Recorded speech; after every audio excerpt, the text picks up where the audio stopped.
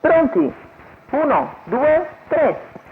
Segnale valido, parte molto bene Galassia Bag, che in breve riesce a sfilare al comando nei confronti di Guelfo Sì, mentre Graffiata Sì Numero ha avuto 1, Graffiata un'incertezza e viene SI, squalificato.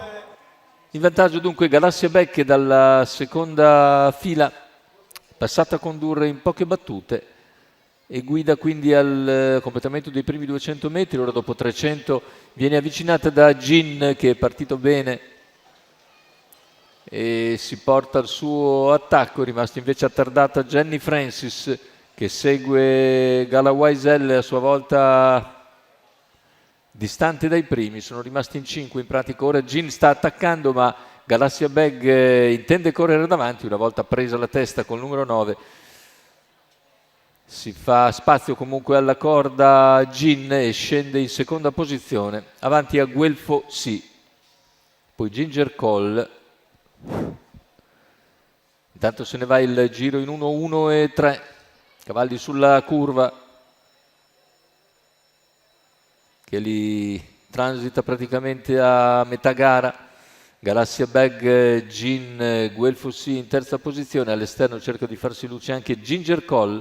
Chilometro iniziale in 1:17,9. Ginger Cole progredisce, raggiunge Gin in seconda posizione e va al sediolo di Galassia Numero 7, Bag. Gala Wiesel, squalificato. Giro alla conclusione, intanto cerca di ricongiungersi anche Jenny Francis, che ha perso molto però in partenza. Gea Bella all'esterno a sua volta.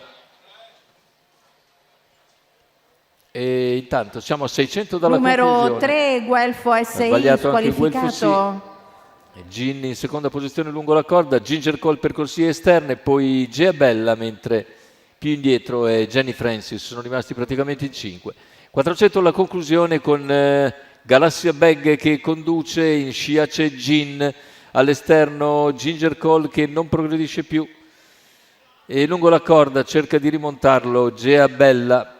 Completamento della curva finale con Galassia che deve essere sollecitata, Gin che si avventura al suo esterno. Ultimi 150 di gara con Galassia Bag in vantaggio. Gin però sprinta a centropista. Gin va all'attacco di Galassia e nel finale prende il sopravvento. La vittoria per Gin su Galassia Bag. Al terzo finisce ancora Ginger Cole.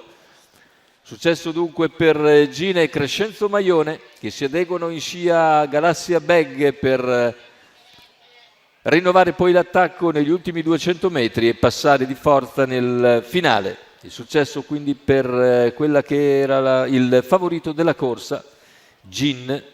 Crescenzo Maione, Di Vincenzo al training per conto del signor Pasquale Bresciano. Rivedete l'arrivo.